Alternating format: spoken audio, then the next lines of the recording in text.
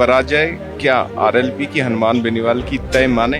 इस बार जोरदार बचीड़ लगेगा, मारवाड़ी भाषा में कहा जाए तो। पहले पिताजी बन गए, फिर आप आ गए, आपकी माताजी सरपंच रह गई। जब टिकट देने का बाई इलेक्शन में मौका है, आपने अपने सगे भाई को दे दिया, भाई से भी लेकर के अगर फिर बाई इलेक्शन आया तो अपने अपने वाइफ को दे दिया। इस बार 7 जगह विधानसभा के चुनाव है, बाई इलेक्शन, उन्होंने सिर्फ केवसर के अंदर अपनी वाइफ को उतारा है। ये आपको बता देता है कि उनका दायरा कितना सिमट चुका है। क्योंकि चुनाव आप अब की बार नहीं लड़ रही है, लेकिन निशाने पर हनुमान बेनीवाल की आप ही रहती है। केवसर में आपकी मौजूदगी से अब वो पहले उनको ये कष्ट रहता था कि ये यहाँ रहती नहीं है, जब मैं वहाँ रहती हूँ तो अब उनको ये कष्ट है कि ये यहाँ रहने लग गई है। जाट की बेटी तो वो भी थी, तब वो पहुंचिया उन्हें हराने पहुंच गए और अब सुबह 4 बजे तक वो लगे हुए। लेकिन जब जब किसी नेता का किसी भी पार्टी में उभरने का समय आता है तो हनुमान बेनीवाल जी ने उसको काटने का काम किया है। दिव्या मदेरना भी उसी श्रृंखला में एक नाम है, चाहे हरीश चौधरी उनको काटने का काम किया है।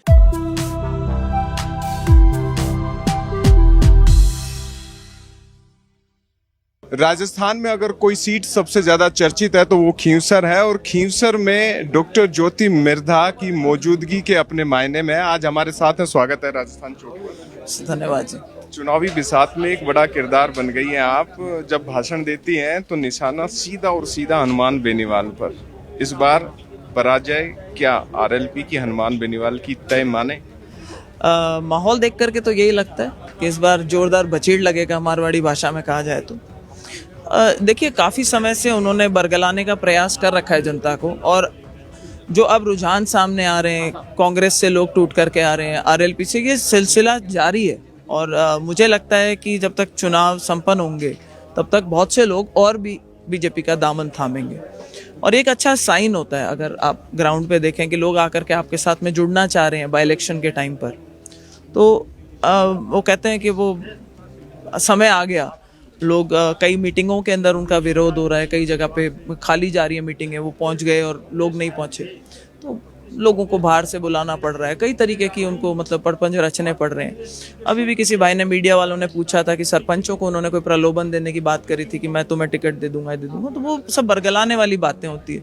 अभी 40-45 सरपंचों ने तो एक साथ आकर के और रेवत जी के साथ में निकले हैं और आज भी सारी पंचायतों में जा रहे हैं। तो ये सिर्फ भ्रम फैलाने वाली बात है ताकि इधर वाले को पता ना चले उधर क्या हो रहा है। लेकिन अब मीडिया का जमाना है, आप लोगों की वजह से सब तक सब बातें पहुंच जाती हैं।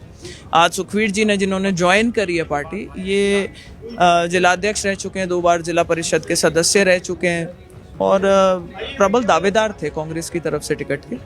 और जिस तरीके से कांग्रेस में चीज़ें चल रही हैं उसको देखते हुए इन्होंने आज बीजेपी का दामन थामा।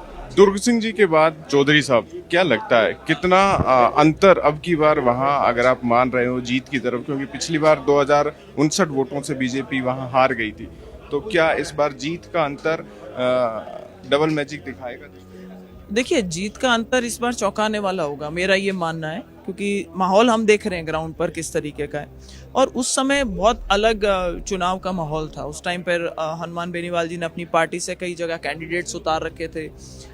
लोगों के मन में असमंजस की स्थिति थी। उन्होंने एक भ्रम फैला रखा था कि सरकार किसी की भी आए, 18-20 एमएलए मेरे आएंगे, सरकार की चाबी मेरे हाथ में रहेगी। तो कईयों ने उस टाइम पर रेवत जी को बड़ा कमज़ोर कैंडिडेट भी मान लिया था।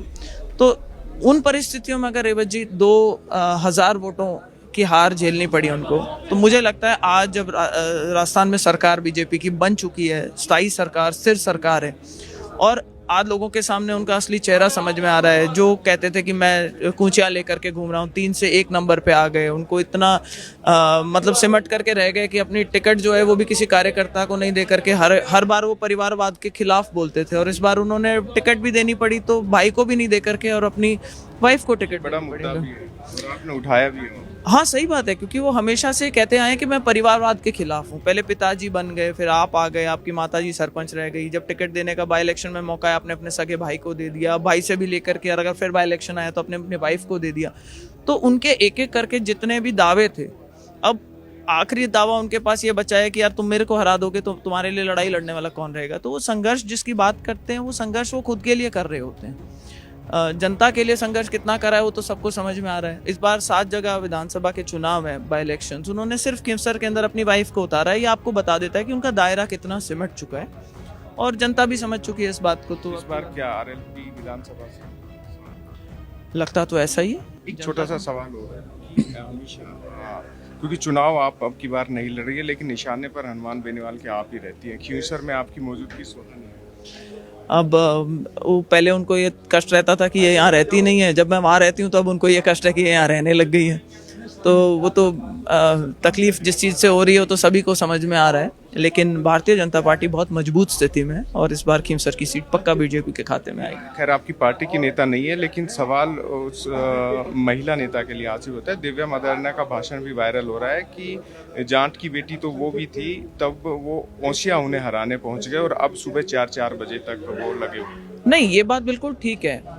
हनुमान जी ने हमेशा राजनीति करी है, तो एक समाज विशेष की राजनीति के नाम से उन्होंने वोट लिए हैं लोगों से, लेकिन जब जब किसी नेता का किसी भी पार्टी में उभरने का समय आता है तो हनुमान बेनीवाल जी ने उसको काटने का काम किया है। दिव्या मदेरना भी उसी श्रृंखला में एक नाम है, चाहे हरीश चौधरी हो उनको काटने का काम किया है, चाहे ज्योति मिर्धा हो तो उनके पीछे पड़े हैं। तो वो लोगों को डोटासरा जी थे तो डोटासरा जी के पीछे पड़े, तो उन्होंने पार्टी विशेष के पीछे नहीं, अपने ही समाज के लोगों को काटने के लिए हमेशा ऊपर नीचे करते रहे हैं, इस तरीके की बिसात बिछाते हैं।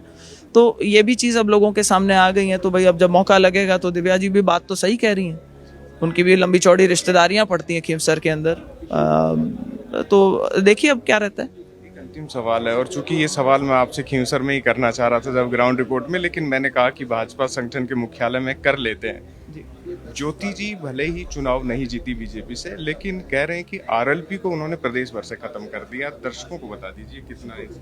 देखिए, मेरी क्या औकात, मेरा एक वोट लगता है, लेकिन एक बात समझनी ज़रूरी है कि मुख्य धारा की जो पार्टियां होती हैं वो एक पर्टिकुलर तरीके की राजनीति करती हैं। वो अपना बताएंगे कि हमारा रोड मैप ये रहेगा, अगर हम जीतेंगे हम ये करेंगे वो करेंगे। कुछ पार्टियां जो सिर्फ मौका परस्त होती हैं, जो सिर्फ इस वजह से पनप पाई क्योंकि कहीं पे वो वोट काटने के लिए अपने लोगों को खड़ा करते हैं, कहीं पे अपने वोट डिवाइड करवाने के लिए लोगों को खड़ा करते हैं। वो जो सिचुएशन है और उस चीज़ का, जिसको मैं मानती हूँ कि समाज की दलालियाँ होती हैं उसके अंदर, वो एक गलत तरीके की राजनीति है और उसको कहीं ना कहीं पब्लिक समझने लग गई है। तो मुख्य धारा के साथ में आप जुड़े आए, ईमानदारी से चुनाव लड़ें, जो जनता का मानस है वो सामने आ जाएगा। लोकतंत्र है, सबसे बड़ी ताकत ही वोट की होती है और लोगों को बिना बायस के अपना वोट दिया जा सके और ये गुंडागर्दी जो है इस तरीके की ये ख़त्म हो। मेरी तो यही मंशा है और लगता है लोगों को हम तो समझाने में मतलब काफ़ी हद तक इसके अंदर लोग समझ गए इस बात को। तो मेरा तो सिर्फ सत्य उजागर करने का काम है, बाकी फैसला जनता को अपने हाथ में है। थैंक यू ज्योति जी, फिर मिलेंगे खींवसर में। तो ये थी ज्योति मिर्धा, खींवसर के चुनाव में एक अहम किरदार बनकर उभर रही है और वहां पर राजनीतिक माहौल भी उनके आसपास देखा जा रहा है। वीडियो जर्नलिस्ट सुरेश शर्मा के साथ अंकित तिवारी, राजस्थान चौक, जयपुर। सभी प्रदेशवासियों को राजस्थान प्रदेश कांग्रेस कमेटी ओबीसी विभाग की तरफ से दीपावली की हार्दिक शुभकामनाएं। आने वाला वर्ष आपके लिए मंगलमय हो।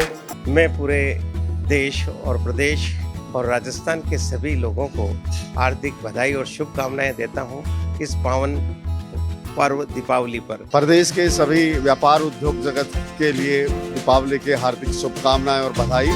मां लक्ष्मी की कृपा आप सब पे बनी रहे।